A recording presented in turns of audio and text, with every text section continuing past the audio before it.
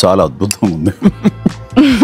వదిలేస్తే మొత్తం తినేస్తాను, నా సరదా తీరేంత కొంచెం ఇంకొక తిని వదులుతాను. కానీ చాలా బాగుంది. కానీ ఎంత తిక్కుగా ఉంది మీ ఇక్కడ. So nice. రద్దీ వేళల్లో రెట్టింపు ఛార్జీలు వసూలు చేసుకోవడానికి ఉబర్, ఓలా అండ్ ర్యాపిడో వంటి సంస్థలకు కేంద్రం అనుమతించింది సార్. దాంతోపాటు కొన్ని మార్గదర్శకాలను కూడా కేంద్రం విడుదల చేసింది. సరైన కారణం చెప్పకుండా రైడ్ రద్దు చేస్తే ఛార్జీ మొత్తంలో 10% జరిమానా విధించుకోవచ్చు. యాప్లో సూచించిన మార్గంలోనే ప్రయాణం చేయాలి. ఇలాంటి చాలా మార్గదర్శకాలు జారీ చేసింది. రద్దీ వేళల్లో రెట్టింపు ఛార్జీలు, మీ కామెంట్స్. అంటే మరి రద్దీ లేనప్పుడు 50% ఛార్జ్కి వస్తారా? మీరు డిమాండ్ అండ్ సప్లై అనేది ఎకనామిక్స్లో ప్రిన్సిపల్.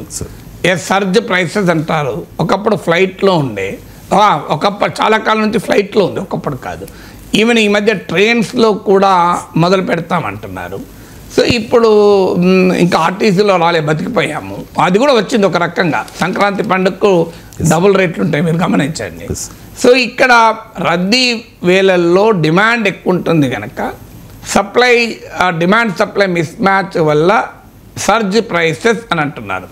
కానీ మరి అదే సమయంలో డిమాండ్ లేనప్పుడు, రద్దీ లేనప్పుడు 50% ప్రైస్కి లో చేస్తారా? ఇది మొదటి క్వశ్చన్.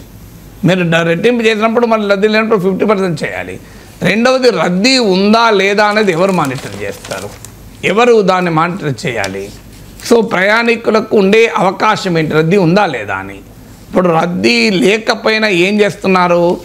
మీకు ఇంతవరకు విమర్శలు కూడా వచ్చాయి వీటిపైన. ఉబర్ వీటిపైన మీరు ఆండ్రాయిడ్ ఫోన్ పైన బుక్ చేస్తే ఒక రేట్ ఉంటుంది, యాపిల్ ఫోన్ పైన బుక్ చేస్తే ఒక రేట్ ఉంటుంది. ఇది మీకు కామర్స్ ప్లాట్ఫామ్స్, ఈవెన్ బ్లింకెట్ లాంటివి, స్విగ్గీ, జొమాటోలో కూడా ఇది ఉంది, ఉబర్లో మీకు ఓలాలో కూడా ఇది ఉంది అన్న విమర్శలు వచ్చాయి. దీనిపైన కేంద్ర మంత్రి విచారణకు కూడా ఆదేశించారు. మీడియాలో కూడా ప్రూఫ్తో సహా వచ్చింది.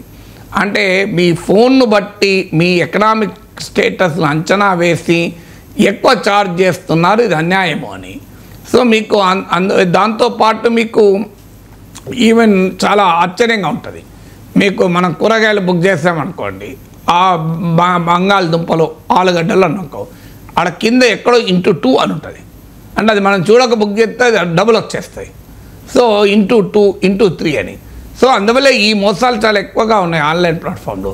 సో సర్జ్ ప్రైస్ వసూలు చేసేటప్పుడు అది నిజంగానే రద్దీ ఉన్నదని రెగ్యులేట్ చేయగలిగేది ఏంటి? రద్దీ లేకపోయినా రద్దీ ఉన్నట్లు చూపవచ్చు.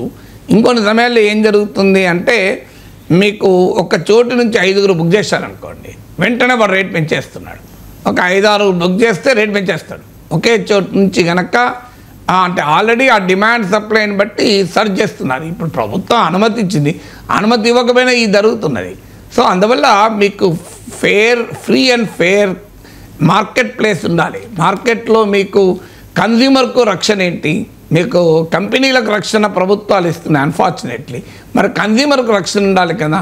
కంపెనీలకు మీరు రద్దీ సర్జ్ ఉన్నప్పుడు, రద్దీ బాగా ఉన్నప్పుడు ఏమైనా ఎక్కువగా ఖర్చు పెడతాను రా. అఫ్కోర్స్ దానికి కాస్త డీజిల్ ఫ్యూయల్ కన్జంప్షన్ ఎక్కువ ఉండొచ్చు, ట్రిప్పుల సంఖ్య తగ్గచ్చు.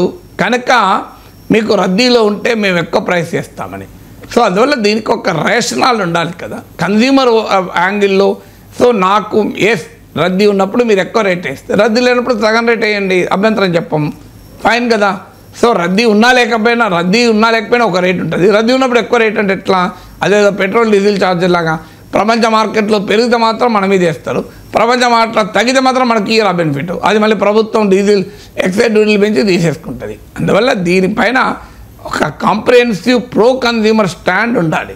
సో మీకు కంపెనీలు నిలబడడం ఎంత ముఖ్యమో, వినియోగదారుడే నష్టపోతే మీకు ఏ బిజినెస్లో నడవవు.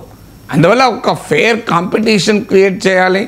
కన్జ్యూమర్కు మార్కెట్ ప్లేస్కు మధ్య ఒక ఫేర్ రిలేషన్షిప్ ఉండాలి. కంప్లీట్గా కన్జ్యూమర్ ఒక ఎక్స్ప్లాయిటేటివ్ కండిషన్లో ఉండాలి. వాడు మీకు ఇష్టం వచ్చినట్టుగా క్యాన్సిల్ చేస్తున్నాం, అందరికీ అనుభవం. ఇప్పుడు 10% ఫైన్ వేస్తామంటున్నారు, సంతోషం. ఒక్కొక్కసారి అయితే పిచ్చెక్కిపోతుంది. కారు ఆ టాక్సీ బుక్ చేయాలి అంటే పీక్ టైంలో 4 సార్లు 5 సార్లు బుక్ అవుతుంటుంది, క్యాన్సిల్ అవుతుంటుంది, బుక్ అవుతుంటుంది, క్యాన్సిల్ అవుతుంటుంది.